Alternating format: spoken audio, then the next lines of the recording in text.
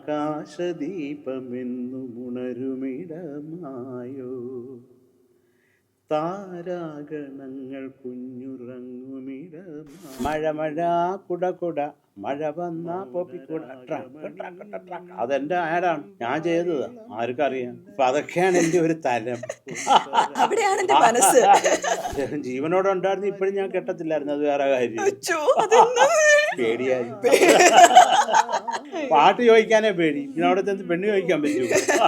അപ്പൊ അതിന്റെ പ്രൊഡ്യൂസർ എന്ന് പറ ആ ബാ ബാ ബാ എന്ന് പറഞ്ഞ് എനിക്ക് മുമ്പ് വന്ന അവസാനം ഈ തുപ്പൽ തുടയ്ക്കാനുള്ള നേരമേ ഉള്ളു എനിക്ക് റെക്കോർഡിങ്ങിന്റെ ഇരിക്കാം. എനിക്കൊക്കെ ശബ്ദവും വരുന്നില്ല, ആകപ്പാട് ഒരു വല്ല ചേച്ചാണെങ്കിൽ അവിടെ വന്ന് ഭയങ്കര മോട്ടിവേഷൻ, ഒരു നിവൃത്തിയില്ലാത്ത. അവിടെ ബുക്കെടുത്ത് കാണിക്കുന്ന ചേച്ചി ഞാൻ കണ്ടെന്ന് കൂളാവാൻ വേണ്ടിയിട്ട് എന്താണ്ടൊക്കെ ചെയ്യുന്നു, ഊതുന്നു ഒന്ന് കൂളാവാൻ.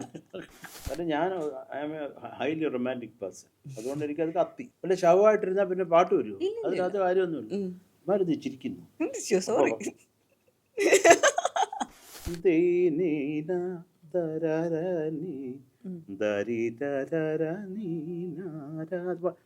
ആർക്കിങ്ങനെ കക്ഷം ചൊറിഞ്ഞിട്ട് കക്ഷം ചൊറിയാൻ പറ്റിട്ട് ആക്കിയ അയ്യോ അദ്ദേഹത്തിന് പാട്ട് ഇഷ്ടപ്പെട്ടു, ഇത് വേണ്ട, ഇത് മാറ്റി.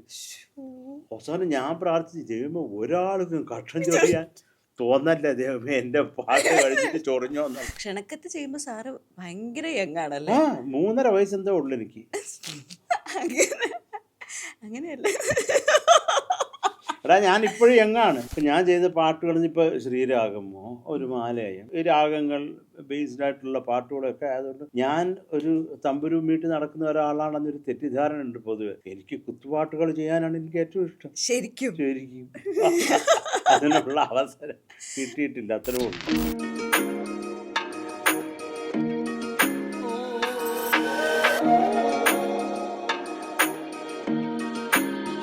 നമസ്കാരം. വൈബ് FM 104.6 ഇന്ന് പാടിയും പറഞ്ഞും നമ്മുടെ കൂടെ കൂടുന്നത് മലയാളികളുടെ പ്രിയപ്പെട്ട ശ്രീരാഗമാണ്, ശരത് സാറാണ്. നമസ്കാരം. നമസ്കാരം. ചൈതന്യ. സുഖമായിരിക്കുന്നു സർ? എനിക്ക് ഇരിക്കുമ്പോഴും നിൽക്കുമ്പോഴൊക്കെ സുഖമാണ് ചൈതന്യ, ദൈവം സഹായിച്ചു. പഴയ പാട്ടുകളിൽ എത്ര പാട്ടുകൾ ഇപ്പോഴും നിലനിൽക്കുന്നുണ്ടെന്ന് നോക്കിക്കഴിഞ്ഞു കഴിഞ്ഞാൽ സാറിന്റെ പാട്ടുകൾക്കൊരു മുൻതൂക്കം എപ്പോഴും ഉണ്ട്. എനിക്ക് തോന്നുന്നു ഇപ്പൊ ഈ ഒരു സംഭവം നിങ്ങൾ എന്താണ് പറയുന്നത്, ഇന്റർവ്യൂ അതോ ഇതൊരു പോഡ്കാസ്റ്റ് എന്ന് പറഞ്ഞാൽ എന്താണെന്ന് എനിക്ക് അറിഞ്ഞൂടാ. പക്ഷെ എന്തായാലും വാട്ട് എവർ, ഇപ്പം പറയുമ്പം എന്നെ ഇച്ചിരി പൊക്കിയല്ലേ പറയാൻ പറ്റൂ. അല്ലല്ല, ഞാൻ വേറൊരു കാര്യം പറയാം, ചൈതന്യം അറിയാൻ വേണ്ടി പറയാം. ചൈതന്യം എനിക്ക് സംഗീതമായിട്ട് എന്തെങ്കിലും ബന്ധമുണ്ടോ? ഉണ്ടോ?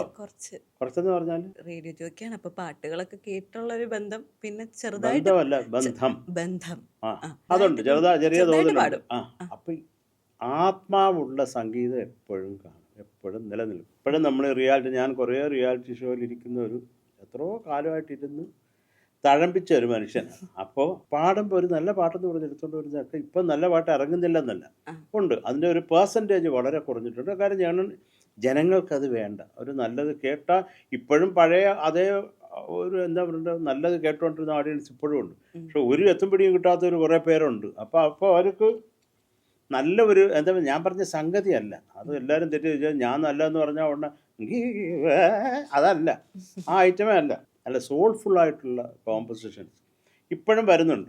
കാര്യം പണ്ടൊക്കെ ഒരു 90% പാട്ടുകൾക്കും ആത്മാവുള്ള പാട്ടുകൾ ഈ മ്യൂസിക് ഡയറക്ടേഴ്സ് തങ്ങളിലുള്ള മത്സരം അങ്ങനെ ആയിരുന്നു.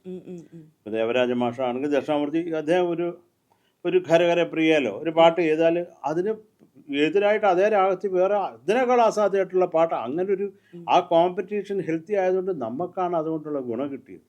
എത്രയോ അതിമനോഹരങ്ങളായിട്ടുള്ള പാട്ടുകൾ കിട്ടി. അതുകൊണ്ടാണ് ഇപ്പോഴും പിള്ളേർ പാടാൻ പറയുമ്പോൾ ആ പഴയതിലോട്ട് പോകുന്നത്. അവരെ കുറ്റം പറഞ്ഞിട്ട് ഇപ്പോഴും നല്ല പാട്ടുകൾ ഇറങ്ങുന്നുണ്ട്. ഞാനും ഇതാ ഇപ്പോൾ ഒരു 3-4 ഫിലിം സൈൻ ചെയ്തിട്ടുണ്ട്, അത് നടക്കും. പക്ഷെ എനിക്ക് ആ ഡയറക്ടറിൻ്റെ എൻ്റെ അടുത്ത് എന്ത് ചെയ്യാൻ പറയുമെന്നുള്ളത് അറിഞ്ഞിട്ട് കാര്യം അവർ പറയുന്നത് വേണം ഞാൻ ചെയ്യാൻ. അല്ലാതെ ഇപ്പോൾ എനിക്കൊരു സാമ്യമകന്ന ഒരു ഉദ്യാനമേ വേണം സാറെന്ന് ഇപ്പം ആരും വന്ന് പറയത്തില്ല. അപ്പോൾ അത് പിന്നെ എന്തെങ്കിലും മണ്ടത്തരമൊന്നും ഇപ്പം ഞാൻ ചെയ്തല്ലേ പറ്റത്തുള്ളൂ എനിക്ക്. പക്ഷേ എന്താ പറയുന്നത്, നിങ്ങൾ ഇപ്പം ഞാൻ ചെയ്ത പാട്ടുകളിൽ ഇപ്പോൾ ശ്രീരാഗമോ ഒരു മാലയം ഇങ്ങനൊക്കെ പറഞ്ഞൊരു സിന്ദൂര രേഖ അപ്പോൾ അതൊക്കെ ഒരു എന്താ പറയുക, ഒരു ഈ രാഗങ്ങൾ ബേസ്ഡ് ആയിട്ടുള്ള പാട്ടുകളൊക്കെ ആയതുകൊണ്ട് ഞാൻ ഒരു തമ്പുരു മീട്ടി നടക്കുന്ന ഒരാളാണെന്നൊരു തെറ്റിദ്ധാരണ ഉണ്ട് പൊതുവെ. എനിക്ക് കുത്തുപാട്ടുകൾ ചെയ്യാനാണ് എനിക്ക് ഏറ്റവും ഇഷ്ടം. ശരിക്കും ശരിക്കും അതിനുള്ള അവസരം കിട്ടിയിട്ടില്ല, അത്രേ ഉള്ളൂ. അപ്പൊ നമ്മൾ ഈ സൈൻ ചെയ്ത മൂവിയിൽ ശരത് സാറിന്റെ അല്ലല്ല, അത് കുത്തുപാട്ടുകളാണെങ്കിലും കുത്ത് ആ ഡയറക്ടർ വിചാരിക്കണം, ഇല്ലെങ്കിൽ ഞാൻ ഡയറക്ടറിനെ കുത്തേണ്ടി വരും. അപ്പൊ സാറിന് എക്സ്പ്ലോർ ചെയ്യാൻ ഏറ്റവും കൂടുതൽ ഇഷ്ടമുള്ളത് ഇനി പുതിയ തലങ്ങളായിരിക്കുമോ? ആയിരിക്കണം. ഒരു ഡപ്പാങ്കുത്തൊക്കെ നമുക്ക് അതെ, തീർച്ചയായിട്ടും. തീർച്ചയായും. ഈ ആണ്ടലോണ്ട് എന്നുള്ള പാട്ടുണ്ടല്ലോ, ആ. അത് ആക്ച്വലി ആ സമയത്ത് കേൾക്കുമ്പോ ഈ ശരത് സാറാണോ ഇത് ചെയ്തത്, അങ്ങനെ ഒരു ഇത്. കാരണം സാർ പറഞ്ഞതുപോലെ ഒരു ധാരണയുണ്ടല്ലോ, സാറ് ചെയ്യുന്ന പാട്ടുകൾ ഇത് മാലയം പോലുള്ള പാട്ടുകൾ ഇതൊക്കെ ചെയ്യാൻ അറിയൂ. അങ്ങനെ അറിയുന്നല്ല. അതല്ല, മഴ മഴ കുട കുട മഴ വന്ന പോപ്പിക്കൂട ട്രക്ക് ട്രക്ക് ട്രക്ക്, അതെന്റെ ആഡാണ്, ഞാൻ ചെയ്തതാ, ആർക്കും അറിയാം. അപ്പൊ അതൊക്കെയാണ് എൻ്റെ ഒരു തലം. അവിടെയാണ് എന്റെ മനസ്സ്. ഞാൻ ഇപ്പൊ ആദ്യമായിട്ട് ഞാൻ സംഗീത സംവിധാനം ചെയ്ത ക്ഷണക്കത്ത് എന്നുള്ള ചിത്രമാണ്. ക്ഷണക്കത്തിന്റെ സംവിധായകൻ TK രാജീവ് കുമാർ, രാജീവേട്ടനാണ്. രാജീവേട്ടൻ പഴയ ആ കോളേജ് സമയത്ത് കോങ്കോട്ടം വായിക്കുന്ന ഒരു മനുഷ്യനായിരുന്നു. മ്യൂസിക്കിന് കുറേ സെൻസുള്ള ഒരു വ്യക്തിയാണ്. അപ്പൊ രാജീവേട്ടൻ്റെ അടുത്ത് ഒരു പാട്ട് ഇപ്പം ഞാൻ ഇരുന്നിട്ട് ഇപ്പം മാലയൊക്കെ ഒരു ഡയറക്ടറിനെ പാടിക്കുമ്പോൾ സാധാരണ എന്തെങ്കിലും റിതം പെർക്കുഷൻ ഒരു സപ്പോർട്ടൊക്കെ വയ്ക്കുമ്പോൾ അവർക്ക് ഒരു ധാരണ കിട്ടും. രാജുവേട്ടൻ്റെ അടുത്ത് അതിൽ ഇപ്പം ഞാൻ പാടിയിട്ട് രാജുവേട്ടൻ ഇതാണ് ഗ്രൂത്തും എന്ന് പറഞ്ഞാൽ രാജുവേട്ടൻ അത് കിട്ടും എന്താണെന്നുള്ളത്. ഇപ്പം എനിക്കത് രാജുവേട്ടൻ്റെ കൂടെ വർക്ക് ചെയ്യുമ്പോൾ ഉള്ള ഒരു സുഖം എന്ന് പറഞ്ഞാൽ രാജുവേട്ടൻ ഈ പെർക്കുഷനിസ്റ്റ് ആയതുകൊണ്ട് എനിക്ക് ഗ്രൂ ഇങ്ങനെ ആയിരിക്കും, രാജുവേട്ടൻ ഇങ്ങനെ ആയിരിക്കും, ഞാനെന്ത് ബാക്ക് ചെയ്യാൻ പോകുന്നത് ഇത് എന്നുള്ളത് ഞാൻ പിന്നെ ഇതെന്താണ് ഈ ഒരു സിറ്റുവേഷൻ എന്ന് നമ്മൾ ആലോചിച്ചും കണ്ടിട്ടുമാണ് ചെയ്യുന്നത്. ഈ ശ്രീരാഗമോ, അതുകൊണ്ടാണ് രാജുവേട്ടൻ്റെ പടത്തിലെ എല്ലാ പാട്ടുകൾക്കും ഞാൻ ചെയ്ത പാട്ടുകൾക്കൊരു സുഖമുള്ളത്. മറ്റുള്ള ഡയറക്ടറിനെ കൊള്ളത്തില്ലെന്നില്ല, കുറേയും കൂടെ എനിക്ക് രാജുവേട്ടനുമായിട്ട് ഈ ഒരു കണക്ട് ഉണ്ട്. അതാണ് സംഭവം. ക്ഷണക്കത്ത് ചെയ്യുമ്പോൾ സാറ് ഭയങ്കര യങ്ങാണല്ലേ? 3.5 വയസ്സ് എന്തോ ഉള്ളു എനിക്ക്. അങ്ങനെയല്ല, എടാ ഞാൻ ഇപ്പോഴും യങ്ങാണ്. അപ്പൂപ്പനാക്കി വെക്കുന്നത് ഞാൻ ഇപ്പോഴും യങ്ങാണ്. മനസ്സ് യങ്ങായിരിക്കാന്നേ ഉള്ളൂ. ഇതെല്ലാവർക്കും പറ്റും. തൊലി തുടങ്ങി പോകാന്നുള്ള തുടങ്ങിയിട്ടില്ല. അല്ല, ഞാൻ പറഞ്ഞു തുടങ്ങുമ്പോ SMS ചൈതന്യ ഇപ്പം ഞാൻ ഇപ്പൊ റിലീസാവേണ്ട ഒരു പടമുണ്ട്. അതിൽ നമ്മുടെ മധുവും ആ കുട്ടിയുടെ പേര് പറഞ്ഞു, പുതിയൊരു പെൺകുട്ടി വൃത്തിയായിട്ട് പാടിയിട്ടുണ്ട്, ഒരു കുമാറിന്റെ മകള്.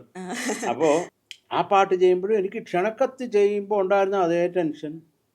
അന്ന് നമ്മൾ പ്രോഗ്രാം ചെയ്യുന്നില്ല, ഇന്ന് പ്രോഗ്രാം ചെയ്യുന്നു. കേട്ടിട്ട് ഇത് മതിയോ, ഇനി ഈ കോഡ് മതിയോ, അല്ലെങ്കിൽ ഇതിൻ്റെ കോഡിൻ്റെ പ്രോഗ്രഷൻ ഇതാണോ, ഇത് സൗണ്ട് ആവുന്നുണ്ടോ, എന്താണിത്, അതിങ്ങനെ ഇപ്പോഴും അതേ ഒരു എന്താ പറയുക, നമ്മൾ ടെൻഷനില്ല, ഈ ആക്രാന്തം എന്നൊക്കെ പറയുന്നത്. അതാണ് പണ്ടൊക്കെ ആഹാരം കാണുമ്പോഴായിരുന്നു എനിക്ക് ആക്രാന്തം.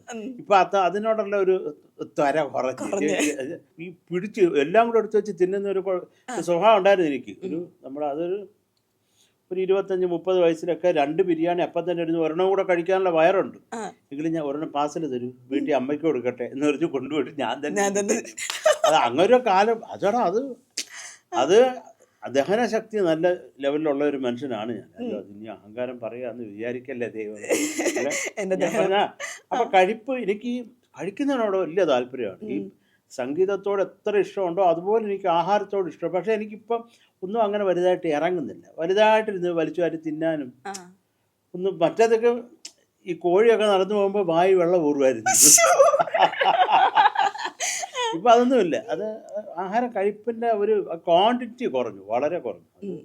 അത് നമ്മൾ പ്രായമൊക്കെ ഒരു 40-45 കഴിഞ്ഞ് കഴിഞ്ഞാൽ പിന്നെ അങ്ങനെയൊക്കെ സംഭവിക്കും. എനിക്ക് അതിനുശേഷം പിന്നെ വലിയ കഴിപ്പില്ല. എല്ലാം ഞാൻ കുറച്ച് കഴിച്ച്. എനിക്കുള്ള ഒരു ഒറ്റ കുഴപ്പമെന്ന് പറഞ്ഞാൽ എൻ്റെ വീട്ടിൽ എൻ്റെ വൈഫ് എപ്പോഴും വഴക്ക് കൂടുന്ന ഒരു ഐറ്റം എന്ന് പറഞ്ഞാൽ, ഞാൻ വീട്ടിലാണെങ്കിൽ കഴിച്ചോണ്ടിരിക്കും. ഇപ്പം എൻ്റെ മകള് വാങ്ങിച്ചു വെച്ച എന്തെങ്കിലും അവൾക്ക് കുറിക്കാൻ പറ്റും സാധനമൊക്കെ ഞാൻ എടുത്തിട്ട് രാത്രി 12 അത് ഞാൻ തന്നെ അറിയുന്നില്ല. അതേതോ രോഗമാണ്, ഡോക്ടറെ കാണിക്കണം. രോഗമാണോ? കാര്യം അത് ഇത് എനിക്ക് ആഗ്രഹമാണ്. ഇപ്പം ഞാൻ വർക്ക് ചെയ്യുകയാണെങ്കിൽ, ഇപ്പം രാവിലെ ഞാൻ സ്റ്റുഡിയോ കയറി 9 മണിക്ക് നമ്മൾ വർക്ക് തുടങ്ങുകയാണെങ്കിൽ ഒരു 11:30 ആകുമ്പോൾ ഒരു കോഫി നമ്മൾ ഓർഡർ ചെയ്തിട്ട് അതിരിച്ചിരി ഒരു ചടങ്ങിന് കുടിക്കും. പിന്നെ 2:30 വരെ വർക്ക് ചെയ്തിട്ട് പിന്നെയാണ് നമ്മൾ ആഹാരം കഴിക്കുന്നത്. കഴിച്ചിട്ട് പിന്നെ ആ എഞ്ചിനീയറൊക്കെ ഒന്ന് പോയി ഞങ്ങളൊരു 3-4 മണിക്ക് പിന്നെ സ്റ്റാർട്ട് ചെയ്യും. പിന്നെ ഒരു 7 മണിയാകുമ്പോൾ ഒരു കോഫി, പിന്നെ 10:30-11 മണി വരെ വർക്ക് ചെയ്യും. ഇതിൻ്റെ ഇടയ്ക്ക് ഒന്നും എനിക്ക് കഴിക്കണ്ട. ഞാൻ വീട്ടിലിരുന്നാലും അവിടെ പോയി ഇതൊക്കെ അവസാനം ദോശമാവ് വരെ എടുത്ത് കുടിക്കുന്ന ഒരു ലെവലിലേക്ക്. അത് അത്ര അല്ല, വീട്ടിലിരുന്നാൽ എന്താണെന്ന് അറിഞ്ഞു എനിക്കത് എന്തോ മാനസിക രോഗമാണെന്നാണ് തോന്നുന്നത്. വീട്ടിൽ എൻ്റെ എന്തോ ഇങ്ങനെ ഇങ്ങനെ എന്നിട്ട് അമ്മയെ കൊണ്ടൊക്കെ ആണെങ്കിൽ ഞാൻ എന്തെങ്കിലും ഒരു ചരച്ചേട്ടൻ്റെ അമ്മയാണ് സത്യം, ഇതിന് ശേഷം ഒന്നും എടുക്കരുത് ഈ ദിവസം. അപ്പം ഞാൻ വെയിറ്റ് ചെയ്യും, 12 മണി കഴിഞ്ഞിട്ട് എടുക്കും. ദിവസം കഴിഞ്ഞല്ലോ അല്ലേ? ദിവസം കഴിഞ്ഞ് അങ്ങനെ ഭക്ഷണത്തെ ഒരുപാട് ഇഷ്ടമുള്ള അതുള്ള സത്യം പറയാമല്ലോ. അത് ഇപ്പൊ വീട്ടിലിരുന്നാലും അല്ല വർക്ക് ചെയ്യുമ്പോൾ എനിക്ക് ഭക്ഷണമേ വേണ്ട, അറിയത്തല്ലോ. ഞാനും എൻ്റെ കീബോർഡായിട്ട് ഇരുന്നാലും വീട്ടിലിരുന്ന് പ്രത്യേകിച്ച് ഈ ടി വിയും കണ്ടിരിക്കല്ലേ, ഇത് കണ്ടു അങ്ങ് തിന്നു.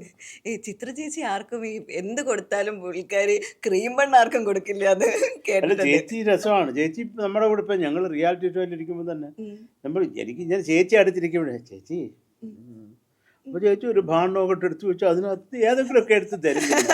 നമ്മൾ എന്ത് ചോദിച്ചാലും കാണും, എല്ലാം കാണും. ഈ നോൺ വെജ് ഒഴിച്ച് ബാക്കി എല്ലാം ചേച്ചിയുടെ കയ്യിൽ. ക്രീം ബണ്ണ് തരുമോ ചോദിച്ചാൽ? ക്രീം ബണ്ണ് ചേച്ചി തരത്തില്ല, അത് ഇതുവരെ കണ്ടിട്ടില്ല. കാര്യം ആ കൊതി കൊണ്ടായിരിക്കും അതിങ്ങനെ ഒളിപ്പിച്ച് വെക്കുക അല്ലേ? ഓക്കെ, നമുക്ക് ക്ഷണക്കത്ത് 3.5 വയസ്സിൽ ചെയ്താൽ. ക്ഷണക്കത്ത് 3.5 വയസ്സില്ല, ഇപ്പൊ എനിക്ക് 3.25 ആയിട്ടുള്ളൂ. അല്ലല്ലേ 3.25 3 വയസ്സാക്കിയാലോ നമുക്ക്? 3 വയസ്സിൽ ചെയ്ത പാട്ടിലേക്ക് പോയാലോ? ക്ഷണക്കത്തിന്റെ ആൽബം എന്ന് പറഞ്ഞു കഴിഞ്ഞാൽ ഇപ്പൊ സാറ് കണ്ടിരുന്നോ? ഈ ഒരു 6 മാസത്തിന് മുൻപ് ക്ഷണക്കത്തിലെ എല്ലാ ട്രാക്കുകളും സോഷ്യൽ മീഡിയയിൽ ഭയങ്കര ഹിറ്റായിരുന്നു. ഇപ്പം മംഗളങ്ങൾ അരുളുന്നതിൻ്റെ ആയിക്കോട്ടെ, എല്ലാത്തിൻ്റെയും ഒരുപാട് റീൽസ് വരുന്നു, ഒരുപാട് ആൾക്കാർ ആ പാട്ടിനെ പറ്റി സംസാരിക്കുന്നു. അപ്പോൾ ഏകദേശം 1990 ചെയ്ത പാട്ടല്ലേ, ഇപ്പം 2026 ഇതിങ്ങനെ ലൈവായിട്ട് നിൽക്കുമ്പോൾ സാറിന് എന്താ? കുറേ സന്തോഷം. ഇപ്പം നമ്മളൊരു ചിത്ര ചേച്ചിയുടെ കാര്യം പറഞ്ഞതുകൊണ്ടും കൂടെ പറയുന്നത്, ഞാൻ ചേച്ചിയുടെ കൂടെ കുറേ ഈ US ടൂർ അവിടെ ഇവിടെ ഒക്കെ പോയിട്ടുണ്ട്. അപ്പം അവിടെയൊക്കെ ചേച്ചിയുടെ കൂടെ ഉള്ളവരെന്ന് പറഞ്ഞാൽ എനിക്ക് എൻ്റെ അമ്മയുടെ വയറ്റിൽ ജനിച്ചിട്ടില്ലെന്നേ ഉള്ളൂ. അത്രയ്ക്ക് എന്നെ ശാസിക്കുന്ന ഒരേ ഒരാൾ ചിത്ര ചേച്ചിയേ ഉള്ളൂ. വേറെ ആരും എന്നെ തൊട്ട് കളിക്കത്തില്ല. ചേച്ചേ എന്ന് വിളിച്ചിട്ട് തകർക്ക്. ഈ കാണുന്ന ചേച്ചിയല്ലേ പുരിയൊക്കെ ഇങ്ങനെ ചുളിച്ചു വെച്ചിട്ട്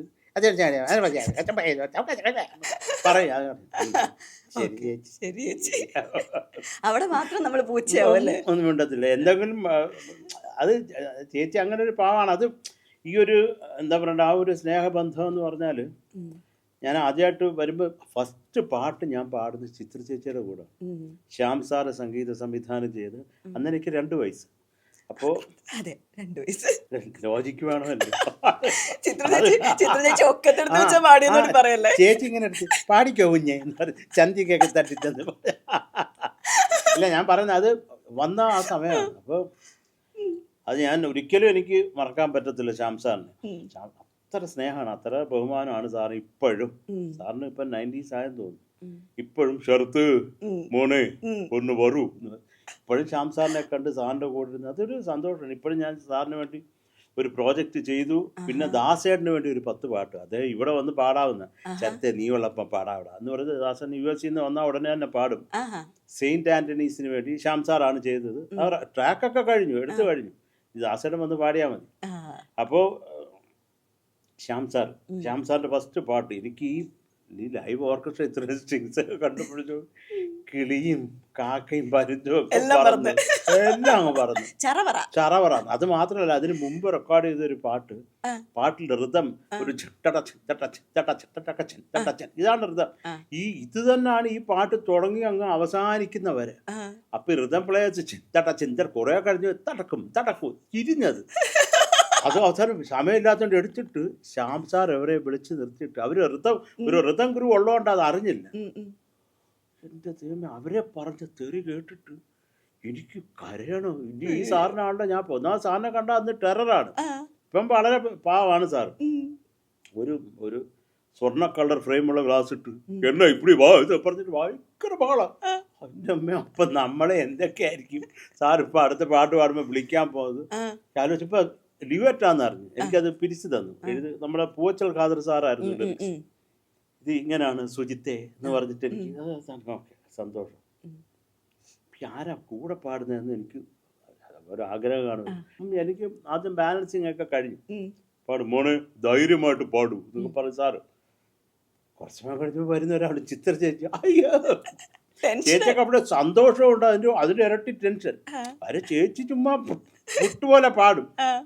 എനിക്ക് ആദ്യമാണ്, എനിക്ക് ശബ്ദവും വരുന്നില്ല, ആകപ്പാട് ഒരു വല്ല ചേച്ചിയാണെങ്കിൽ അവിടെ വന്ന് ഭയങ്കര മോട്ടിവേഷൻ, ഒരു നിവൃത്തിയില്ലാത്ത അവിടെ ബുക്കെടുത്ത് കാണിക്കുന്ന ചേച്ചി.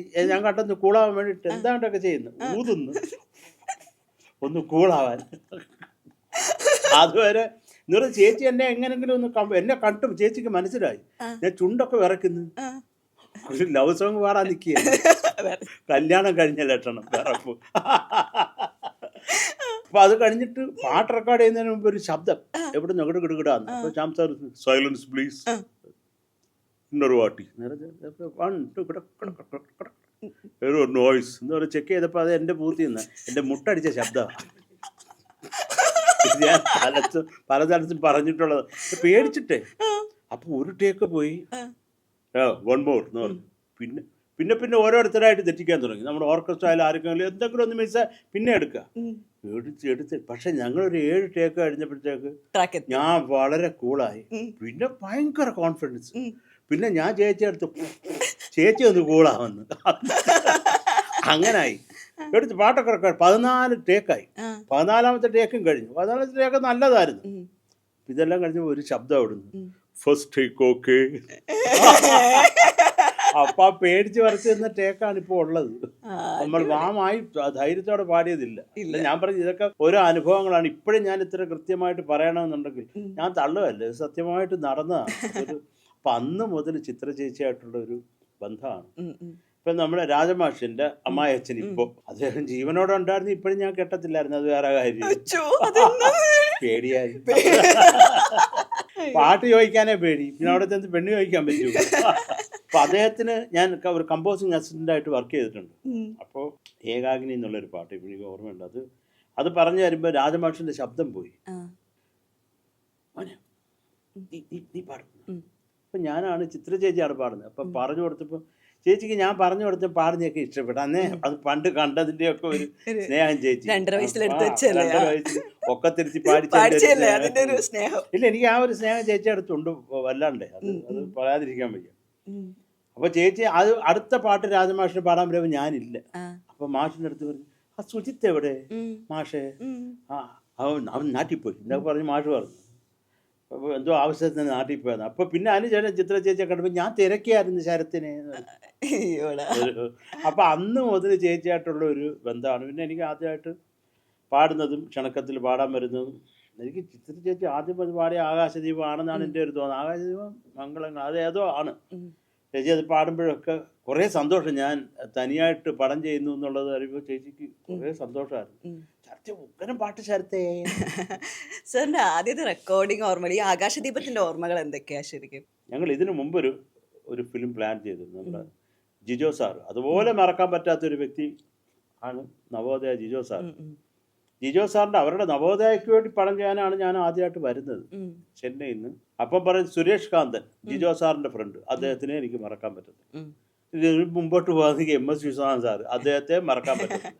കാര്യം ഞാൻ ആദ്യം ഒരു ആൽബം ചെയ്തു ഇവിടുന്ന് ചെന്നൈ പോയ ആ സമയത്ത്. എൻ്റെ അമ്മ എനിക്ക് ഫുൾ സപ്പോർട്ടായിരുന്നു. അത് കുടുംബത്തുള്ള എല്ലാവരും അവനൊരു ബേസിക് കുറച്ചെങ്കിലും പഠിച്ചിട്ടൊരു വാട്ട് ഈസ് യുവർ നെയിം എന്ന് ചോദിച്ചാൽ ഗൂഗിൾ ചെയ്യേണ്ട അവസ്ഥ അല്ലാതെ അവൻ അതിന് ഉത്തരം പറയാൻ പറ്റുന്ന അത് പഠിത്തം എന്നുള്ളൊരു സാധനം എനിക്ക് കയറിയാലല്ലേ പറ്റത്തുള്ളൂ. എൻ്റെ അമ്മ മലയാളം ടീച്ചറായിരുന്നു, സ്കൂൾ ടീച്ചറായിരുന്നു. അച്ഛൻ സെയിൽസ് ടാക്സ് ഉദ്യോഗസ്ഥനായിരുന്നു. അപ്പം അച്ഛനും അമ്മയൊക്കെ ഭയങ്കര സപ്പോർട്ട് ചെയ്യും. അമ്മ എന്ത് പറഞ്ഞാലും അച്ഛൻ കേൾക്കും. അമ്മ ഇന്ന് തല കുത്തി നിൽക്കും എന്ന് പറഞ്ഞാൽ അച്ഛൻ തല കുത്തി നിൽക്കും. അങ്ങനെ എൻ്റെ മാമന്മാർ എന്ന് പറഞ്ഞാൽ എൻ്റെ അമ്മയുടെ ബ്രദേഴ്സ് എല്ലാം എൻ്റെ അച്ഛനെ വിളിച്ചോണ്ടിരുന്ന റബ്ബർ സ്റ്റാമ്പ് എന്നായിരുന്നു. അമ്മ എന്ത് പറഞ്ഞാലും അച്ഛൻ അത് ഓക്കെ. ഒരു തവണ അച്ഛനെ കാണാൻ വേണ്ടി എവിടെയാണ് ഏതൊരു സ്ഥലം, ആ സ്ഥലം വന്നു. അവിടെ വന്നപ്പോൾ അച്ഛൻ്റെ റൂമിൽ ഒരു സ്റ്റൗ, കുറച്ച് പൊടിയരി, ഉപ്പ്, കുറച്ച് വെള്ളം, ഇതേ ഉള്ളൂ. അച്ഛൻ അവിടെ നീ കഞ്ഞി വെച്ച് കുടിച്ചിട്ടാണ് അച്ഛൻ ഉള്ള പൈസ എല്ലാം ആരെങ്കിലും ഒക്കെ കൊന്നു കിട്ടുന്ന പൈസ എല്ലാം കൊണ്ട് ഞങ്ങൾക്ക് തരുന്നത്. സെയിൽസ് ടാക്സിലല്ലേ, സ്വാഭാവികം. അത് എന്തുകൊണ്ട് തന്നാലും അമ്മ ഇങ്ങനെ അങ്ങ് ഇരിക്കുക, ആര് വന്നാലും എടുത്ത് കൊടുക്കാനേ. അതുകൊണ്ട് അച്ഛൻ ഒരു മാസത്തിൽ കഷ്ടപ്പെട്ട് കൊണ്ടുവരുന്നത് അമ്മ 10 ദിവസം കൊണ്ട് അങ്ങ് തീർക്കും. ആര് ചോദിച്ചാൽ സത്യം ഒന്ന്. ഇപ്പൊ ചൈതന്യൊക്കെ വന്നു, അമ്മേ എനിക്ക് ഇവിടെ എന്തോ ഒരു ചൊറി, ആ ചൊറിയോ എന്നാൽ 2 ലക്ഷം രൂപ കൊണ്ടുപോകും, അതും കൊണ്ടുപോയിരുന്ന് ചൊറിഞ്ഞോ എന്ന് പറയും. അങ്ങനെ ഒരാളാണ് അമ്മ. അത് കുറച്ചൊക്കെ എനിക്കും ഉണ്ടെന്നാണ് എൻ്റെ വൈഫ് പറയുന്നത്. അതൊരു പന്ന ശീലമാണ് സത്യം പറഞ്ഞത്. അത് ആവശ്യമുള്ളവർക്ക് കൊടുക്കുക, നമ്മൾ ആരെ കണ്ടാലും എടുത്ത്. അത് ആലോചിക്കത്തില്ല അമ്മയുടെ ഒരു എന്താ പറയുക, ഒരു ആവശ്യമില്ലാത്ത തന്നെ എനിക്കുണ്ട് ചെറിയ തോതിൽ. അപ്പൊ ഇത് എന്താണ് പറഞ്ഞോണ്ടിരുന്നത്? അമ്മയെ പറ്റി പറഞ്ഞപ്പോ ഞാൻ അങ്ങോട്ട് പോയി. നമ്മൾ പറഞ്ഞു തുടങ്ങിയത് ക്ഷണക്കത്താണ്, ക്ഷണക്കത്തിലെ ആകാശദീപത്തിന്റെ അതിന്റെ. അപ്പൊ എനിക്ക് ഈ ഒരു ആൽബം ചെയ്തു ഞങ്ങള്. ഈ ആൽബം ചെയ്തപ്പോ അത് എങ്ങനെയോ ഒക്കെ കറങ്ങി തിരിഞ്ഞു MSV സാറിന്റെ അടുത്ത് വന്നു. അന്നൊക്കെ കാസറ്റാണ്, ഇന്നത്തെ കൂട്ട് മറ്റേ മെയിലയപ്പും അതൊന്നുമില്ല. ഇത് MSV സാറ് കേട്ടിട്ട് നമ്മുടെ വൈരമുത്തു സാറിന്റെ അടുത്ത് പറഞ്ഞു, ഒരു ചിന്ന പയ്യൻ, അവനക്കൊരു പടമേ കൊടുക്കണം എന്ന് MSV സാറ് പറഞ്ഞു. അത് അവിടെ എൻ്റെ ഒരു റിതം പ്ലെയർ അത് കേട്ടിട്ട് പറഞ്ഞു, ഇങ്ങനെ നീ ചെയ്ത പാട്ട് കേട്ട് MSV സാർ. അപ്പോൾ വൈരമുത്തു സാറ് ഒരു ദിവസം എന്നെ കോണ്ടാക്ട് ചെയ്തിട്ട് ഒരു ഡയറക്ടറിനെ പറഞ്ഞ് വന്ന് നമ്മൾ ഇതൊക്കെ പറഞ്ഞ് സന്തോഷമായിട്ട് റെക്കോർഡിങ് എന്നൊക്കെ പറഞ്ഞു. അത് പിന്നെ തമിഴ് റെക്കോർഡിങ് അല്ലേ, ഇഷ്ടം പോലെ ആളുകൾ. അത് ചിത്ര ചേച്ചിയാണ് ആദ്യം പാടുന്നത്, എനിക്ക് അതൊക്കെ നിർബന്ധം. അപ്പോൾ ചിത്ര ചേച്ചി വരുന്നു, അവിടെ മുഴുവൻ തള്ളു. നമ്മുടെ ചന്ദ്രശേഖർ സാറായിരുന്നു കീബോർഡ് പ്രോഗ്രാം ചെയ്തത്. നമ്മുടെ ഈ ഗിറ്റാർ വായിച്ച ചന്ദ്രശേഖർ സാറാണ്. രാജാസാറിനൊക്കെ കുറേ വർക്ക് ചെയ്തിട്ടുള്ള മനുഷ്യൻ. അപ്പോൾ അത് ചന്ദ്രശേഖർ സാറിനും ഞാൻ തന്നെ എല്ലാം ചെയ്യുന്നതുകൊണ്ട് സാറിന് എന്നോടൊരു ഇഷ്ടം, അത് എല്ലാ മ്യൂസിഷ്യൻസിനും അങ്ങനെയാടാ. ഈ അറിയാൻ വയ്യാതെ ഈ ഫുട്ബോൾ മാച്ച് പോലെ പലരെയും കൊണ്ടും പലതും ജയിച്ചിട്ട് തുപ്പല് തൊട്ടൊട്ടിച്ച് പാട്ടാക്കുന്ന ഒരു രീതി എനിക്കിഷ്ടമല്ല. എൻ്റെതെന്ന് പറഞ്ഞ ഇപ്പം എൻ്റെ കുഞ്ഞ് എന്ന് പറഞ്ഞാൽ അത് എൻ്റേതായിരിക്കും അല്ലേ. ഒരു 10 പേരുടെ ശ്രമം ഇതിൻ്റെ പുറകെ ഉണ്ടായിരുന്നെന്ന് പറഞ്ഞാൽ മഹാവൃത്തികേടാണ്. അപ്പം എനിക്ക് ഈ കൊള്ളരുതാത്ത ഒരു കോമ്പോസിറ്റർ ആണെങ്കിലും കുഴപ്പമില്ല, അത് എൻ്റേതാണ്. അത് എൻ്റേതാണ്. ആ തെറ്റുകൾ എനിക്ക് ഞാൻ ചെയ്ത ഈ എന്താ പറയുക, നിങ്ങളൊക്കെ ഈ ഇഷ്ടപ്പെടുന്ന പാട്ടുകളിലുള്ള ടെക്നിക്കൽ എറേഴ്സ് അല്ലെങ്കിൽ എനിക്ക് തൃപ്തി വരാത്ത പല ഏരിയാസും ഉണ്ട്. പക്ഷെ അത് എനിക്ക് മാത്രമേ അറിയാവൂ. അപ്പം അത് അങ്ങനെ ഓരോന്ന് കറക്റ്റ് ചെയ്താണ് ഞാൻ ഇപ്പോഴും പോകുന്നത്. ഇപ്പം ലാസ്റ്റ് ഞാൻ പറഞ്ഞല്ലോ, മധു പാടിയ പാട്ടിലും അതിൻ്റെ ഫൈനൽ മിക്സ് കഴിഞ്ഞു. പിന്നെ ഞാനിത് ഇപ്പോൾ ഒരിടത്തും ചൊറിയത്തില്ല. ഇതാവായിരുന്നല്ലോ, ഈ പ്രോഗ്രഷൻ എനിക്ക് ഇഷ്ടപ്പെട്ടില്ല, അല്ലെങ്കിൽ ഇത് വേണ്ടായിരുന്നല്ലോ, ഈ ഇൻസ്ട്രുമെന്റേഷൻ ഇത് വേണ്ടായിരുന്നല്ലോ. അതുപോലെ ഒരു ഷൂട്ടിംഗ് ഒക്കെ കഴിഞ്ഞു. അങ്ങനെയൊക്കെ പറ്റും. ഇപ്പോഴും അത് നമ്മൾ എന്നെ സ്വയം ഞാൻ കറക്റ്റ് ചെയ്യുന്ന ഒരു വ്യക്തിയാണ്. അപ്പൊ അങ്ങനെ പിന്നെയും പോയല്ലേ റെക്കോർഡിങ്. അല്ല വരികളല്ല, അയ്യോ ഇത് അതിനേക്കാളും കേട്ടു, അതിനേക്കാളും ഞാനാ ഭേദം. ഞാൻ റെക്കോർഡിങ് ചിത്ര ചേച്ചി വരുന്നു. അപ്പൊ അതിന്റെ പ്രൊഡ്യൂസർ നമ്മളെ ഓരോ അവിടുത്തെ ടെങ് ടങ് എന്ന് പറ ബാ എന്ന് പറഞ്ഞ് എനിക്ക് മുമ്പ് വന്ന അവസാനം ഈ തുപ്പൽ തുടയ്ക്കാനുള്ള നേരമേ ഉള്ളൂ എനിക്ക് റെക്കോർഡിങ്ങിൻ്റെ ഇടയ്ക്ക്. അദ്ദേഹം ഭയങ്കര എക്സൈറ്റഡ് ആയിട്ട് പാട്ട് കഴിഞ്ഞിട്ട് എല്ലാവരും ഭയങ്കര വന്ന് കേട്ട്. അന്ന് ഓർക്കസ്ട്ര വായിക്കുന്നവരൊക്കെ വലിയ ഓർക്കസ്ട്ര ഒന്നുമില്ലെങ്കിലും എല്ലാവരും വന്ന് കേട്ട് പാട്ട് കേട്ട് വിൻസെൻ്റ് ഏട്ടനുണ്ട്. വിൻസെൻ്റ് ഏട്ടനാണ് ഓർക്കസ്ട്ര ഇൻചാർജ്. വിൻസെൻ്റ് വന്ന് മോനെ പ്രൊഡ്യൂസറുടെ പെട്ട മോനെ, ഞാൻ പറഞ്ഞു വിൻസെൻ്റ് ഞാൻ പളവളാന്ന് ഉടുപ്പിട്ട് എനിക്ക് ഉമ്മ എന്നിട്ട് അതാ പ്രൊഡ്യൂസർ, ഇവിടെ എങ്ങും കാണുന്നില്ല, അതാ ചോദിച്ചത്.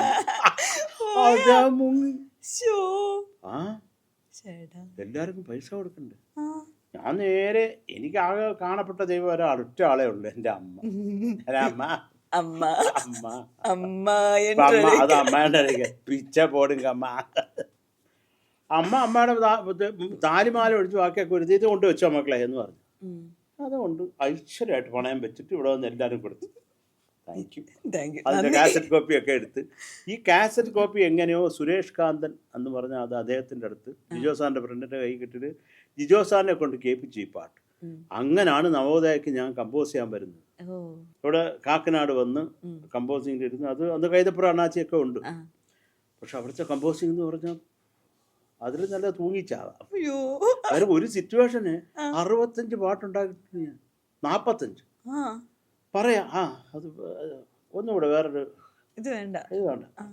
അപ്പൊ നമ്മൾ കീരി കിക്കി കീരി രൂരി കക്കക്കാര അത് കൊള്ളത്തില്ല ഒരു പിള്ളേർ കളി പോലെ താര തീരര ഇത് വളരെ ഇഴഞ്ഞു പോയി പട പമ്പി ഇതൊരു പെപ്പി ആയിപ്പോയി ഇത് വേണ്ട ഇങ്ങനെ പറഞ്ഞ് ഇത് എനിക്കറിയാം അതിൽ പല പാട്ടുകളും നല്ലതാണ്. അത് മാത്രമല്ല അതിനേക്കാളും ഒരു ക്രൂര വിനോദമുണ്ട് നവോദയ ഗ്രൂപ്പിൽ. എനിക്ക് വേണ്ടപ്പെട്ടവരാ ജിജോ സാറും ജോസുമോനും അവരൊക്കെ ഉണ്ട്. അവർക്കൊക്കെ പാട്ട് വൃത്തിയായിട്ട് അറിയാവുന്നവര്. അവരൊരു 45 പേര് ഒരു സംബന്ധമില്ലാത്ത ആളുകളെ വിളിച്ചിരുത്തും. ആ ഹാളിൽ ഇരുത്തിട്ട് ആ ശരത്തെ പാട് ശരത്തെ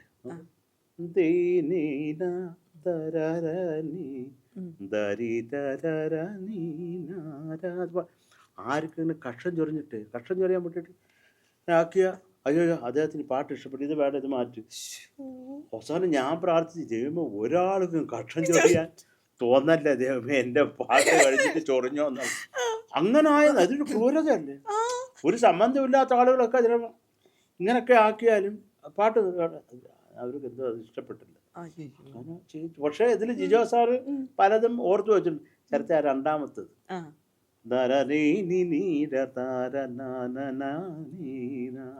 അത് നല്ല പാട്ടാ, അതെടുത്തു. ഇതെല്ലാം അപ്പൊ അതിന് ആദ്യം കൈതപ്രാട് ഇതല്ല ലിറിക്ക്, ഒരു ഗാന്ധർവം എന്നായിരുന്നു ആ സമയത്ത് അതിന്റെ വർക്കിംഗ് ടൈറ്റിൽ. അപ്പൊ അതില് ഇതല്ല ലിറിക്ക്. വാസന്തരാത്രി മണ്ഡപങ്ങൾ നിറമാടി സമ്മോഹനങ്ങളാർന്നു ദേവരതി ഭാവം. അന്ന് ഈ ഗന്ധർവനുമായിട്ടൊക്കെ ബന്ധപ്പെട്ട ഒരു സംഭവമായിരുന്നു ഇത്. ഇന്ദ്രനീലമണിയും പൈമ്പുഴ എന്തോ കാവുണരുമ്പോൾ നാം അറിയുമ്പോൾ എന്നൊക്കെ ആയിരുന്നു അത്. അപ്പൊ അത് നടന്നതുമില്ല ഐശ്വര്യമായിട്ട്. കാര്യം വേറൊരു അപ്പൊ ഷൂട്ട് ചെയ്തോണ്ടിരുന്ന ഞാൻ ഗന്ധർവനുമായിട്ട് എന്തോ ബന്ധം, അതുകൊണ്ട് ഇതിന്റെ ബന്ധം വിച്ഛേദിച്ചു. ഞാനും കൈതപ്രാണാച്ചി പോയി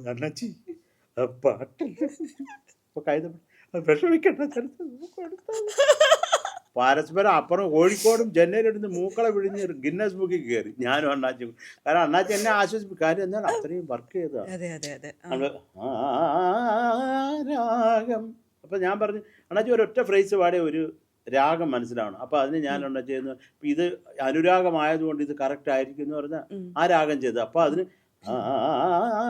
രാഗം അണ്ണാച്ചി എഴുതുകയും ചെയ്തു. ഹംസധ്വനി എന്ന് കേട്ടാൽ ഉടനെ പറയും. അങ്ങനെയൊക്കെ സംഭവം. അത്രയും കഷ്ടപ്പെട്ടിട്ട് അവർ പടം ഡ്രോപ്പ് ചെയ്യുമ്പോഴേ അതിൻ്റെ ഒരു വിഷമം, വലിയ വിഷമമാണ്. ഒരു 1.5 വർഷം കഴിഞ്ഞപ്പോൾ അതുവരെ ചുമ്മാ ഇത് ആലോചിച്ചോണ്ടിരുന്നു. രാജുവേട്ടൻ വിളിക്കുന്നു ക്ഷണക്കത്ത്. അപ്പൊ രാജുവേട്ടൻ തന്നെ ആയിരുന്നു അതിന്റെ ഡയറക്ടറുണ്ട്. ഈ 2 പാട്ട് ഇങ്ങോട്ട് എടുത്തു ക്ഷണക്കത്തിലേക്ക്. എനിക്ക് ആ സിമിലർ സിറ്റുവേഷൻ ആണ് ശരത്ത്. അപ്പൊ അത് 2 നമുക്ക് ഇങ്ങോട്ട് എടുക്കാം എന്ന് പറഞ്ഞിട്ട് അങ്ങനാണ് ആകാശദീപം എന്ന് മുടരുമിടമായോ വരുന്നത്.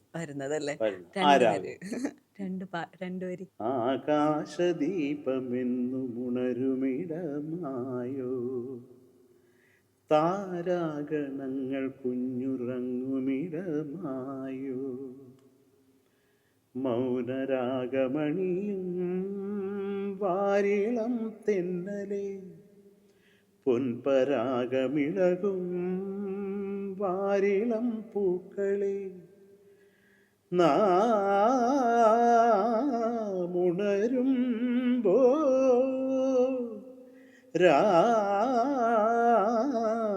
രാവലിയുമ്പോ കഴിഞ്ഞു. അടിപൊളി. അല്ല വരി തെറ്റിപ്പോയെന്നൊരു ഡൗട്ട്. 2 വട്ടവും വാരിളപ്പോ. ഒന്ന് താരിളവാ, മൗനരാഗമണിയും താരിളം തെന്നലെ. പിന്നെ ഈ മഞ്ഞു തുള്ളി ഉലയെന്നാണ് മറ്റേ ലിറിക്ക. എനിക്കെല്ലാം കൂടെ എന്റെ തലേ കിടക്കുന്നു. ഈ പാട്ട് ആരെങ്കിലും പറഞ്ഞോ ചോദിക്കാൻ? മംഗളങ്ങൾ അരുളും. ആ പാട്ടില് വരികള് ഭയങ്കരമായി ശോകാണ്. അതായത് ഭരവർണ്ണമണിയും വസന്തം പ്രിയരാഗം കവർന്നേ പോയി. അതായത് ഈ അനുരാഗം പോലും കിലാവിൽ കിളി പാടുന്നത് അപരാധമാണോ എന്നാ ചോദിക്കുന്നത്. ഭയങ്കരമായിട്ട് അത്രയും നല്ലൊരു പ്രണയത്തിന്റെ ഇതിൽ നിന്ന് പിന്നെ അണ്ണാച്ചി. അത് ഞാൻ ഒരു കാര്യം പറയല്ലോ, കൈതപ്പുറ അണ്ണാച്ചി അത് ഒരു നിവൃത്തിയില്ലാത്ത ഒരു മനുഷ്യനാണ് എന്നെ സംബന്ധിച്ചിടത്ത്. അത് കാര്യം അത് ഭയങ്കര ആർദ്രമാണ്. അത് മാത്രമേ ചിത്ര ചേച്ചിയുടെ ദാസേട്ടന്റെ വേർഷൻ ഉണ്ട് അതിൽ. അപ്പൊ ഈ ദാസേട്ടൻ ഈ കിളി പാടുന്നത് അപരാധമായോ എന്ന് ചോദിക്കുമ്പോൾ നമ്മുടെ പാട് അത് നെഞ്ചത്തേക്കാണ് അത് വീഴുന്നത്. അതപ്പോ അത് ഈ പാട്ടുണ്ടാക്കുമ്പോൾ എൻ്റെ അടുത്ത് രാജവട്ടം പറഞ്ഞു, ഇതിലെ കാമുകൻ നമ്മുടെ നിയാസ് പാർവതി അതിൻ്റെ ഹീറോയിൻ. അപ്പം കഥാനായികയ്ക്ക് ഒരു ഗിഫ്റ്റ് കൊടുക്കുന്നുണ്ട്, ഒരു വാച്ച്, ഒരു മ്യൂസിക്കൽ വാച്ച്. നിനക്ക് എന്നെ മിസ് ചെയ്യുമ്പോഴൊക്കെ ഇത് ഞെക്കിയാൽ മതി എന്ന് പറയുമ്പോൾ അതിലൊരു ഒരു ഒരു ഒരു ശബ്ദം കേൾക്കും. അതാണ് ഇവരുടെ ലവ് തീം എന്ന് പറയുന്ന ഒരു സംഭവം. അപ്പം എനിക്കത് ഭയങ്കര ഇൻട്രസ്റ്റിംഗ് ആയിട്ട് തോന്നി. കൊള്ളാം. അപ്പോൾ അതിന് ഇവർ ഇവിടുന്ന് ദുബായിക്ക് കൊണ്ടുപോകും ഈ പ്രണയം അറിഞ്ഞിട്ട്. അപ്പോൾ പോകുന്ന വഴിക്ക് ഈ വാച്ച് വെളിയിലേക്ക് എറിയ ആ പുല്ലിൻ്റെ ഇടയിൽ. അപ്പോൾ ആ സൈലൻസിൽ ഈ സാധനം കേട്ടിട്ടാണ് അവിടെ നിന്നാണ് ഈ പാട്ട്. അപ്പം അതെനിക്ക് ഭയങ്കര തീവ്രമായിട്ട്, കാരണം ഞാൻ I am a highly romantic person, അതുകൊണ്ട് എനിക്കത് കത്തി. ഇല്ല, അതൊക്കെ ഇല്ലെങ്കിൽ ചെയ്യാൻ പറ്റത്തില്ല. വല്ല ശവമായിട്ടിരുന്നാൽ പിന്നെ പാട്ട് വരുമോ? അതിനകത്ത് കാര്യമൊന്നുമില്ല. മരുന്ന് ചിരിക്കുന്നു. അപ്പൊ ഞാന് പ്രണയം നഷ്ടല്ലേ, നഷ്ടപ്രണയല്ലേ? ആയിക്കോട്ടെ, പ്രണയം നഷ്ടപ്പെട്ടാലേ കൊള്ളാവൂ, ഇല്ല ഗുണം പിടിക്കത്തില്ല. പിന്നെ അല്ല, എല്ലാ പ്രണയങ്ങളും പൊളിഞ്ഞതാണ് നമ്മൾ ഈ കൂടുതൽ എല്ലാം കാവ്യങ്ങളായിട്ടുള്ളത്. എല്ലായിടത്തും നോക്ക്, ആ പ്രണയിച്ചത് സുഖമായിട്ട് കെട്ടി ജീവിച്ചു എന്ന് ഒരു സ്ഥലത്തും ഇല്ല. അതാദ്യം ഉണ്ടാക്കി ഞാൻ ഈ ടിങ് തം തം തം തം ടം ടം തം ടം ടം പം പം പിം തം തം പിം തം ടൻ ടൻ ടിൻ ടൻ ടൻ ടൻ ടിൻ ടൻ ടിൻ ടൻ ടൻ ടൻ. ഈ സാധനം അപ്പൊ ഇതിന് റെലവെന്റ് ആയിട്ടുള്ള ഒരു മെലഡി, ഇത് ബേസ്, ഈ സാധനം കേട്ടോണ്ടിരുന്നാൽ അത് പാടാൻ പറ്റിയ ഒരു മെലഡി എന്ന് പറഞ്ഞുണ്ടാക്കിയതാണ് മംഗളങ്ങളല്ലോ. ഇതൊക്കെ പറഞ്ഞതാ, ഇതൊക്കെ ഇങ്ങനെയൊക്കെയാ സംഭവിച്ചതെന്ന് അറിഞ്ഞിരിക്കാൻ വേണ്ടി. ഓക്കെ. പവിത്രം എപ്പോഴും എല്ലാവരും എടുത്തു പറയുന്നത്, ഞാൻ തുടക്കത്തിലേ പറഞ്ഞത്, മലയാളത്തിന്റെ ശ്രീരാഗമായിട്ടാണ് എപ്പോഴും ശരത് സാറിനെ എല്ലാവരും കാണുന്നത്. ആ പാട്ട് ശരിക്കും ഞാൻ ഒരിടത്ത് സാറ് പറയുന്നത് തന്നെ കേട്ടു, ഇത്രയും സ്വരങ്ങൾ പാടുന്നിടത്ത് ഒരു പച്ചക്കറി അരിയായിരുന്നു എന്നുള്ളത്. പച്ചക്കറി അരിയാണെന്നുള്ളത്. പക്ഷെ ഞാൻ പറഞ്ഞല്ലോ, ദാസേട്ടൻ പറഞ്ഞതാ, എടാ മോനെ, ഞാൻ എന്നെ നീ കഷ്ടപ്പെടുത്തി ഈ സ്വരമൊക്കെ പാടിച്ചിട്ട് വിഷുവല്ല എല്ലാവരും കൂടെ മലക്കറി അരിയാണ്. പക്ഷെ അതായിരുന്നു അതിന്റെ ഒരു പ്രധാന ഭംഗി. ഇരുന്ന് ഒരാൾ കച്ചേരി പാടുന്ന കാണിച്ചാൽ അത്ര ഒരു സുഖം കിട്ടത്തില്ല. ഇപ്പൊ ലാലേട്ടൻ തന്നെ ഇരുന്ന് അതിനിടയ്ക്ക് പാടുന്നു എന്ന് പറഞ്ഞാൽ അത് ആ പടവുമായിട്ട് ഒരു ബന്ധവുമില്ല. പക്ഷെ ഈ അരിന്ന് എല്ലാം റിതമിക്കായിട്ട് ചെയ്ത്, പ്രത്യേകിച്ച് ലളിത ചേച്ചി, ഇന്നസെന്റ് എക്സ്പ്രഷന് ലാലേട്ടൻ മറ്റേ നാരങ്ങ ഉരുട്ടുന്നതും ഒക്കെ കൂടെ ഉപ്പിട്ടിട്ട് പോകുന്നവരെ മ്യൂസിക്കലിയാണ്. അപ്പൊ അത് അസാധ്യ രാജുവേട്ടന് തോന്നിയ ഒരു അസാധ്യ സംഭവം.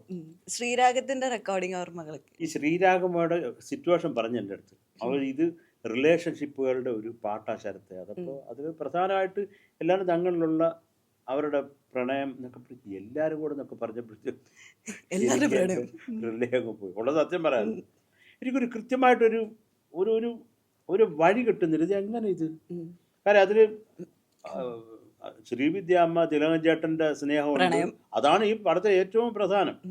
പിന്നെ ലളിത ചേച്ചി CI പോൾ സാറിന്റെയും കൂടെ അവരുടെ ഒരു ട്രാക്ക്, ശോഭനയും മോഹൻലാലും, ഇത് ഓഫ്കോഴ്സ് അവർ രണ്ടും ഉണ്ടല്ലോ. പിന്നെ ആരാണ്ടൊക്കെ റിലേഷൻ. ഞാൻ പറഞ്ഞ എന്ത് അയലത്തുകാരൊക്കെ പ്രേമിക്കുകയാണല്ലോ, നമ്മളിപ്പോൾ എന്ത് ചെയ്യും? പ്രേമങ്ങളുടെ ഒരു മഹാസമ്മേളനം. അതപ്പോൾ എൻ്റെ തലേനാ പോയെന്ന്. അപ്പൊ രാജുവേട്ടൻ പറഞ്ഞു കഴിഞ്ഞാൽ പിന്നെ അധികം നിൽക്കുന്നത് രാജുവേട്ടൻ്റെ കാര്യമൊക്കെ. പിന്നെ എടേ ട്യൂൺ ശരിയായോ ചേർത്തെ? അപ്പൊ നമ്മുടെ പ്രധാന പാടി കേൾപ്പിക്കും ഇങ്ങനെ പറഞ്ഞു. ഓക്കെ, 2 തവണ കേൾക്കുമ്പോൾ ഇത് ഓക്കെ, ആരെ വേറെ പിടിക്കാം എന്ന് പറയുന്നത്. അതിങ്ങനെ പിന്നെ അടുത്ത വട്ടം വന്ന് രാജുവേട്ടൻ സിറ്റുവേഷൻ ഒരു തവണ കൂടെ പറഞ്ഞു, എന്തോന്നാടേ താൻ ഒരു തവണ പറഞ്ഞാൽ എന്തെങ്കിലുമൊക്കെ ഉണ്ടാക്കുന്നതല്ലേ ഇത്? അല്ല, ഞാൻ പറയും എനിക്കൊരു കൃത്യം കിട്ടിയില്ല, എന്ത് ചെയ്യുമെന്ന് അറിഞ്ഞൂടോ ഈ പ്രണയം എല്ലാം കൊണ്ട്. അപ്പൊ രാജുവേട്ടൻ ഒരു കാര്യം കൊണ്ട് പറഞ്ഞു, ഇതിന്റെ വീട്ടിൻ്റെ അടുത്ത് താമസിക്കുന്ന ഒരു കഥാപാത്രം ജഗതി ചേട്ടനായിരുന്നു അത് ചെയ്യേണ്ടത്. അത് നെടുമുടി വേണു ചേട്ടനാണ് പിന്നെ ചെയ്തത്. അപ്പം ആ ഒരു കഥാപാത്രം ശരത്തെ ഏറ്റവും കൂടുതൽ തിലകൻ്റെ ഈ ഫാമിലിയായിട്ട് ബന്ധമുള്ള ഒരു കഥാപാത്രമാണ് ജഗതി ചേട്ടൻ്റെ. അപ്പം അദ്ദേഹം വരുമ്പോഴൊക്കെ എന്തെങ്കിലുമൊക്കെ കീർത്തനങ്ങൾ പാടിക്കൊണ്ട വീട്. അപ്പം ഈ കീർത്തനം കേട്ടാൽ അറിയാം, അതോ വരുന്നുണ്ട് എന്ന് പറയുന്ന ലെവലിൽ കീർത്തനം പാടിക്കൊണ്ടാണ് വരുന്നത്. ആ സമയത്ത് പിന്നെ എനിക്ക് കത്തി. ആ സമയത്ത് ഏറ്റവും കൂടുതൽ കച്ചേരി സദസ്സുകൾ പാടിയിരുന്നതാണ് പക്കല നിലപടി എന്നുള്ള കീർത്തനം. മനസ്സിൽ ഉള്ള ഏതാണ്ട് ജിലേബിയൊക്കെ പൊട്ടി. അപ്പൊ അത് മിശ്രജാപ്പാണ്. നമുക്കൊരു ഗ്രൂവായി, ഒരു രാഗമായി, ഹരഹര പ്രിയ ബേസ് ഒരു പാട്ട്. പിന്നെ വെച്ചൊരു വിളയാട്ടം വിളയാടി. ഞാൻ അങ്ങോട്ട് അതിനിടയ്ക്ക് നമ്മൾ പക്കല നിലവിളി ഞാൻ കൊണ്ട് വെച്ചിട്ടുണ്ട്, അതെന്റെ അഹങ്കാരം. അത് വെച്ചോണ്ട് അതിന് മറ്റേ കായ്കറി ദാസേട്ടൻ വിഷമിച്ചു. അത് കമ്പോസ് ചെയ്ത് അത് ഈസിയായി. അത് പാടി രാജുവേട്ടന് കുറെ ഇഷ്ടപ്പെടുകയും ചെയ്തു. ഇതാണ് രാജുവേട്ടൻ ഇതിന്റെ ഒരു കീ ഫ്ലൂട്ട്, ഒരു ഓബ്ലിഗേറ്റ് ഒക്കെ ഉള്ള ഒരു അറേഞ്ച്മെന്റ് ആണ് എൻ്റെ മനസ്സിൽ. നമ്മുടെ കേരളമുണ്ട് ഇടയ്ക്കാന്നുള്ളതുകൊണ്ട് ഇടയ്ക്കിടയ്ക്ക് ചെണ്ടയും ഒക്കെ അങ്ങനെയൊക്കെ എല്ലാം കൂടെ ഒരു ചേർത്തിട്ടുണ്ട്. എന്നാൽ എല്ലാം കൂടെ കുട്ടി നശിപ്പിക്കുകയല്ല, അത് കുറച്ച് ഇൻട്രസ്റ്റിംഗ് ആയിട്ട് ചെയ്തിട്ടുള്ള പ്ലേസ് ചെയ്തിട്ടുള്ള ഒരു പാട്ടാണ്. അതിന് എനിക്ക് ഏറ്റവും കൂടുതൽ ഈ നിൻ മൗനമോ പൂമാന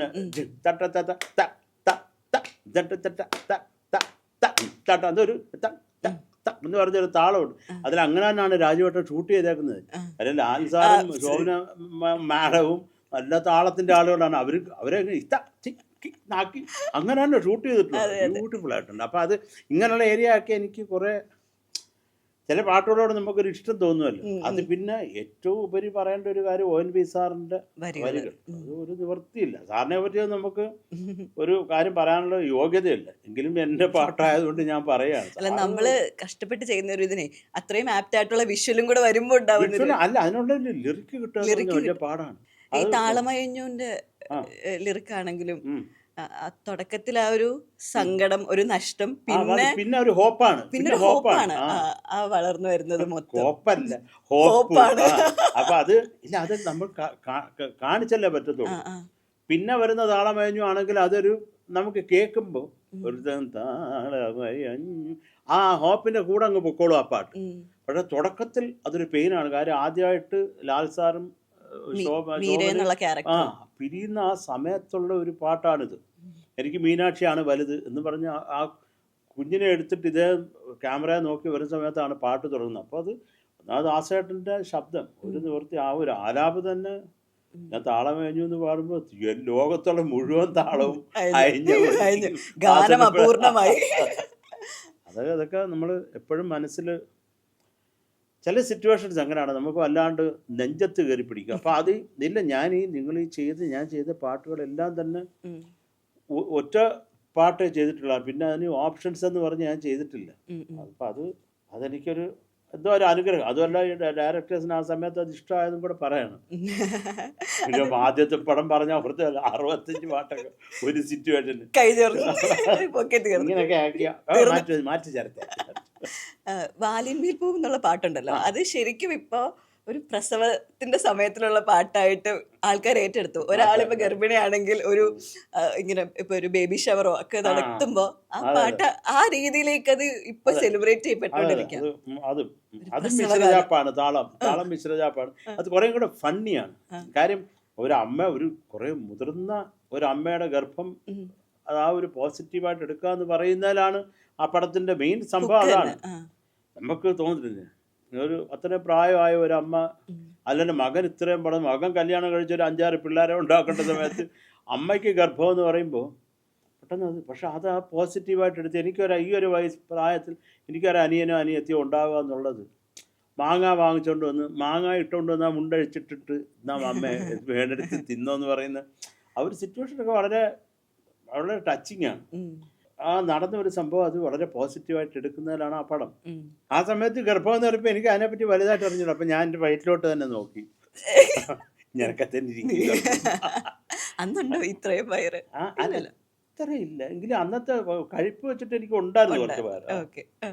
ചെറുപ്പം വയറുണ്ട് എനിക്ക്, വലുതായിട്ട് ഇങ്ങനെ ഹാർമോണത്തിന്റെ മേളിൽ കിടക്കുന്ന വയറല്ല, കുറച്ചൊക്കെ അകത്ത്. അപ്പൊ അത് ഈ ഒരു പാട്ട് അത് ഞാൻ മനസ്സിലാലോചിച്ചാൽ ആ ഒരു സന്തോഷത്തിന്റെ എലിമെന്റ് വേണം. പിന്നെ കുറച്ച് ഫണ്ണി ആയിരിക്കണം, അമ്മയെ കളിയാക്കുന്നത് എല്ലാവരും കൂടെ ചേർന്ന്. അപ്പൊ അതിന് അങ്ങനെ ആ ഒരു വൈബാ വേണ്ടെന്ന് പറഞ്ഞിട്ട് തന്നെ ചെയ്തതാണ് വാൽമ. അത് കേൾക്കുമ്പോൾ തന്നെ എല്ലാം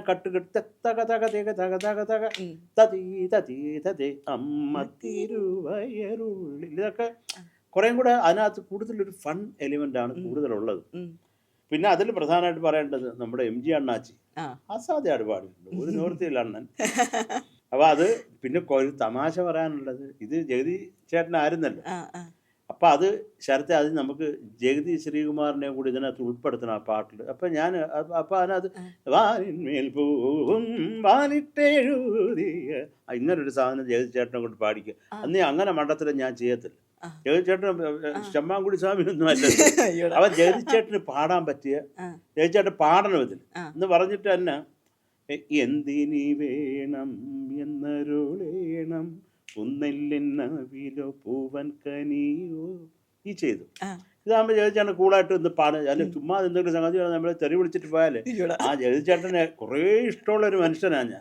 അപ്പം അദ്ദേഹത്തിൻ്റെ വായിൽ നിന്ന് തെറി കേൾക്കാൻ ഇഷ്ടമില്ലാത്തതുകൊണ്ട് ഞാൻ അത് കുറച്ച് സിംപ്ലിഫൈ ചെയ്ത് ഇത് എൻ്റെ ഇടയ്ക്ക് അത് സപ്പോർട്ട് ചെയ്യുകയും ചെയ്യും. ജഗതിച്ചേട്ടൻ പാടാൻ വന്നിട്ട് ഞാൻ അപ്പം വിളിച്ച് സംസാരിച്ച ഞാൻ പറഞ്ഞു ചേട്ടാ ശരത്താണ് പറ ശരത്തെ കുറേ സന്തോഷം എന്നൊക്കെ പറഞ്ഞ് ഞങ്ങൾ സംസാരിച്ചു. ഞാൻ പറഞ്ഞു ഇത് ഫോക്കാണ് വന്നാൽ ചാറവറാന്ന് പാട്ട് ചേട്ടന് പോവാം വിശ്വസിച്ച് വരാമല്ലോ. ഞാൻ പറഞ്ഞു പിന്നെ ജയചേട്ടൻ വരുന്നു.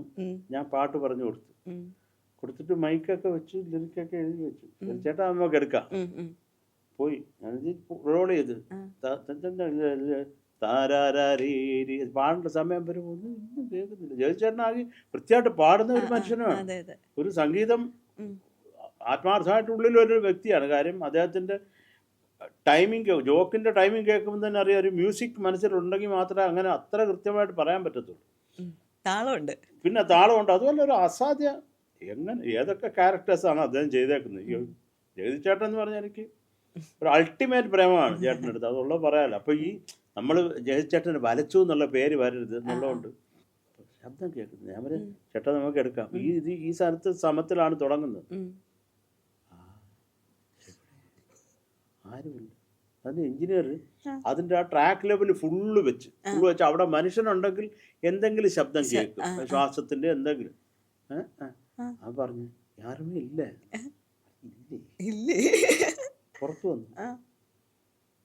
പുറത്തു വന്നു അവിടെ സ്വാമിനാഥൻ സാറായിരുന്നു എഞ്ചിനീയർ. പുറത്തു വന്നപ്പോൾ ജയിച്ചേട്ടാ പുറത്തുണ്ട്. ഞാൻ പറഞ്ഞു ചേട്ടാ അത് എടുക്കാൻ ചരത്തെ പറഞ്ഞത് ഫോക്കാണ് എന്ന് പറഞ്ഞ് വിളിച്ച് എനിക്ക് മനസ്സിലായി ഞാൻ പാടിയത് പോക്കാന്ന്. പാടിയത് പോയി ക്ഷമിക്കാനിയ എന്നൊക്കെ പറഞ്ഞിട്ട് പോയി.